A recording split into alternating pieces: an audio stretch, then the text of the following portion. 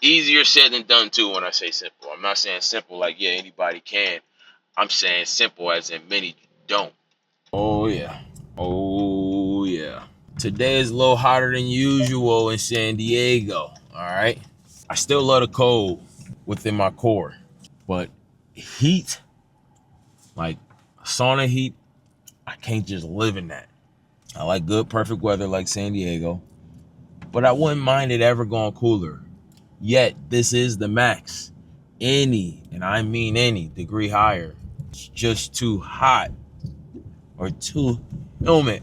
I can't get jiggy with it. All right, right now it's in that 93 degrees out. It's freaking cooking in San Diego. All right. So, back with another video. What's good, everybody? Hopefully, your Wednesday is progressing along pretty smoothly, pretty well, pretty swell. All right.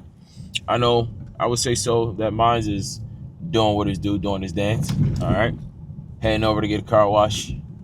And then I got to hit the gym for some cardio and then some book cardio. So I got to do a jog and then book cardio. I got to continue reading the book I started yesterday, the Key to the Law of Attraction, which basically so far, this is a beautiful book.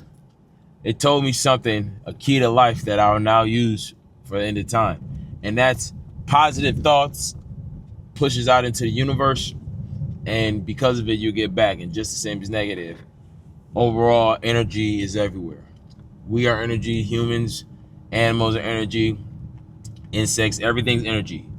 Everything's energy. Everything has its place for a reason. Energy is everywhere is the gist of what I got to so far of law of attraction.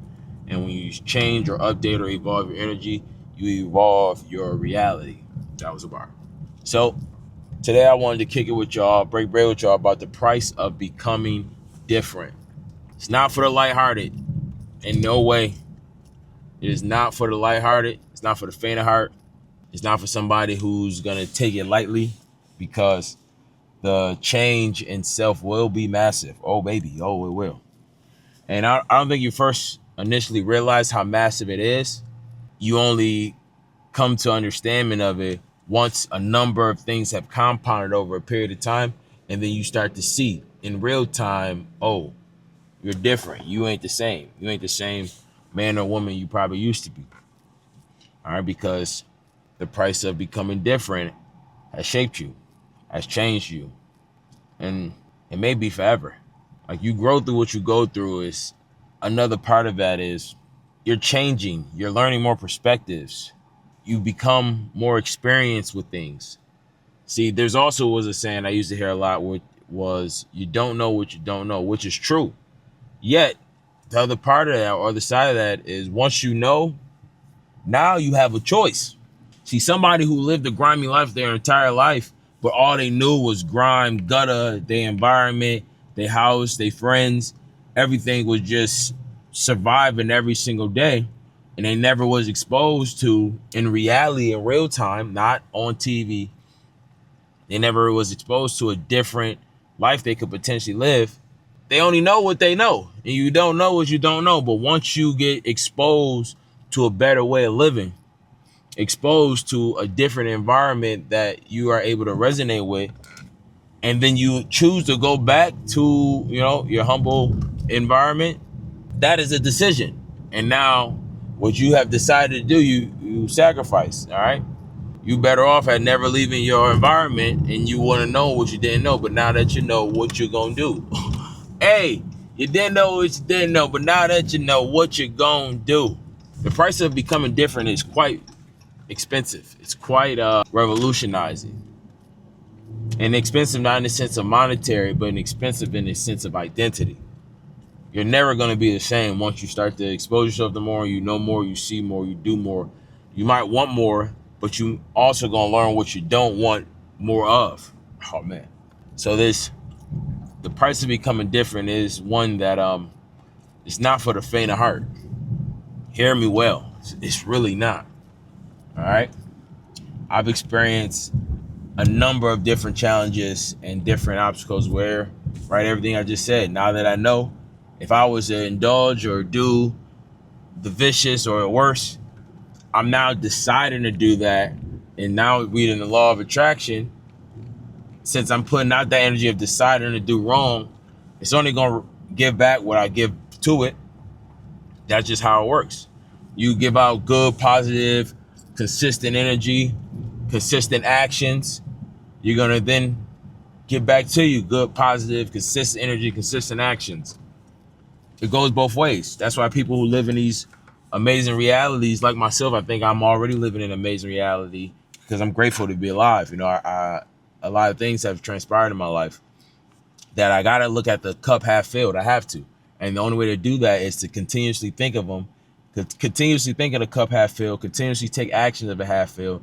And when you're out here looking for girls, and when there's negativity or something that doesn't align with the direction I'm trying to go in, I must close it off. Like, this video from Shador Sanders has really resonated with me because it makes too much sense.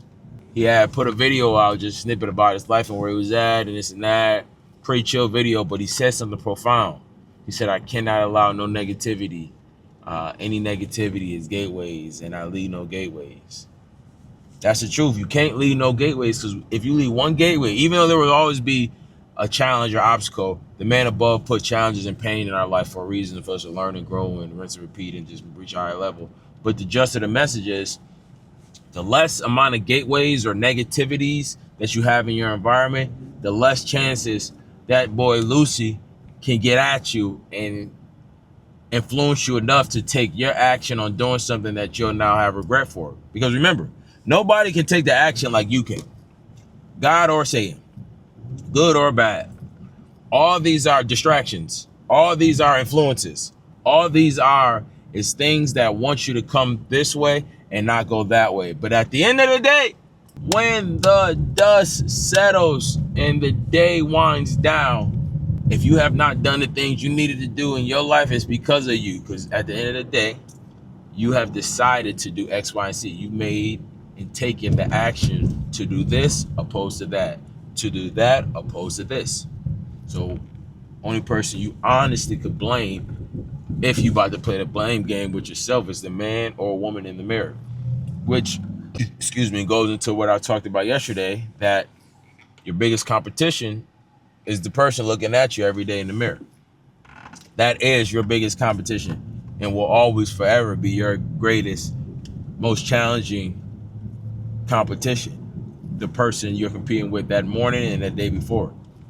But if you make it a priority, a part of your identity, I just was talking to my blood brother and we were talking about a few things, but if you make it a part of your identity to just keep progressing at the lowest detailed scale, you'll always be moving forward. And you'll always be better than your identity you were the day, week, month, year, half a decade prior.